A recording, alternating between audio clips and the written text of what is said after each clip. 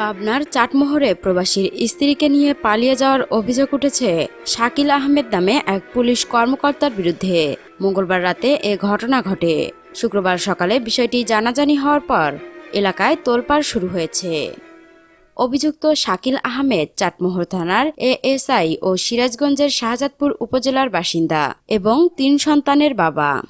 থানা ও স্থানীয় সূত্রে জানা গেছে, উপজেলার গুনাইগাছা ইউনিয়নের রামচন্দ্রপুর গ্রামের সৌদি প্রবাসী শহীদুল ইসলামের স্ত্রী মাসুরা খাতুন কয়েক মাস আগে থানায় একটি কাজে আসেন। তখন থেকে এসআই শাকিল আহমেদের সঙ্গে তার পরিচয় হয়। এই সূত্র ধরে দুজনে পরকীয়ায় জড়িয়ে পড়েন। সম্প্রতি মাসুরা খাতুন শ্বশুরবাড়ি ছেড়ে থানার পেছনে চৌধুরীপাড়ার একটি বাসায় ভাড়া থাকতে শুরু করেন। সেখানে নিয়মিত শাকিল আহমেদের যাতায়াত ছিল।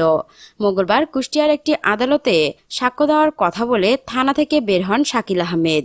এরপর থেকে মাসুরা খাতুনকেও খুঁজে পাওয়া যাচ্ছিল না। বৃহস্পতিবার শাকিল আহমেদের থানায় ফেরার কথা থাকলেও শুক্রবার পর্যন্ত ফেরেননি তিনি।